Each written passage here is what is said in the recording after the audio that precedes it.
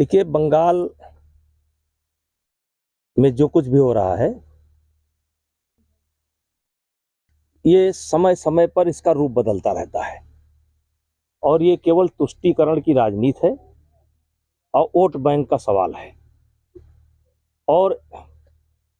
आज केंद्रीय कानून को चुनौती देने का काम हो रहा है, तो ये सिर्फ वोट बैंक की राजनीति है। और बंगाल में ये तुष्टीकरण की राजनीति ये आज से नहीं, आदि से है और उसी के बल पर एक तरीके से चाहे बसु का शासन रहा हो, चाहे इनका शासन रहा हो, ये मात्र तुष्टीकरण की राजनीति पर है। और एक तरीके से जैसे अलगाववाद के राह पर चलने की कोशिश हो रही है और ये उचित नहीं है, क्योंकि इसका असर पूरे देश में पड़ेगा। तो जिस तरीके से देश की आज़ादी में सिर्फ हिंदू ही नहीं बल्कि मुसलमानों ने भी तो योगदान दिया है, अगर इस तरीके का है तो वो क्यों इस तरीके से बंटवारे की बात करते हैं, आपके बीच के रेशियो की बात करते हैं? देखिए, जिस समय आज़ादी के लिए संघर्ष हुआ उस समय एक भावना थी कि हमारे देश को आज़ादी मिलनी चाहिए और उसमें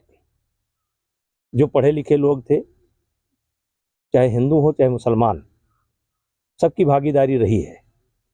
लेकिन हमें ये नहीं भूलना चाहिए कि उसी आज़ादी के संघर्ष के दौरान ही देश की बंटवारे की बात शुरू हो गई थी और जिन्ना जी का एक प्रस्ताव आया था और जिन्ना जी के बहुत बयान हैं, उसी आधार पर जो है देश का बंटवारा हुआ। लेकिन वो फार्मूला फेल हो गया, क्योंकि बंटवारा तो हुआ, नुकसान हुआ, लोग मारे गए, लाशें इधर से भी आईं, लाशें उधर से भी गईं, लेकिन उसका कोई समाधान निकला नहीं। और जो लोग ये इस तरीके की बात कर रहे हैं, इसका रास्ता एक ही निकलेगा कि सब लोग मिलजुल करके रहें,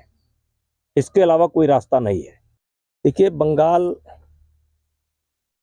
में जो कुछ भी हो रहा है, ये समय समय पर इसका रूप बदलता रहता है और ये केवल तुष्टीकरण की राजनीति है और वोट बैंक का सवाल है। और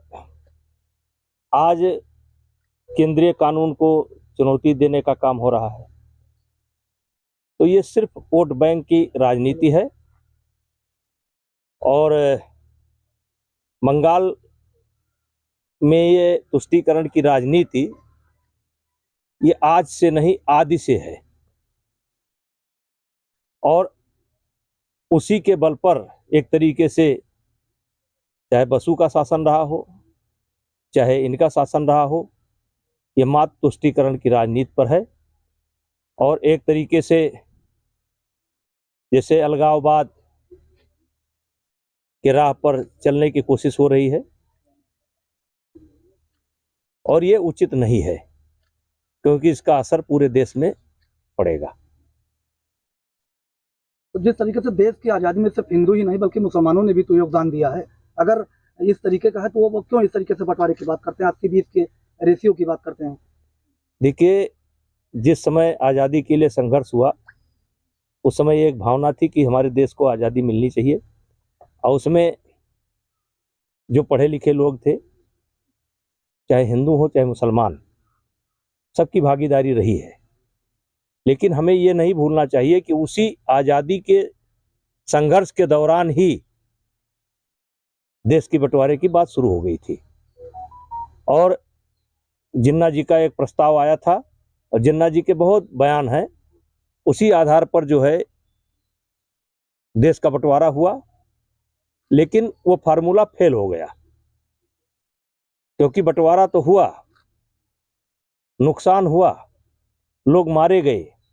लाशें इधर से भी आईं, लाशें उधर से भी गईं, लेकिन उसका कोई समाधान निकला नहीं। और जो लोग ये इस तरीके की बात कर रहे हैं, इसका रास्ता एक ही निकलेगा कि सब लोग मिलजुल करके रहें,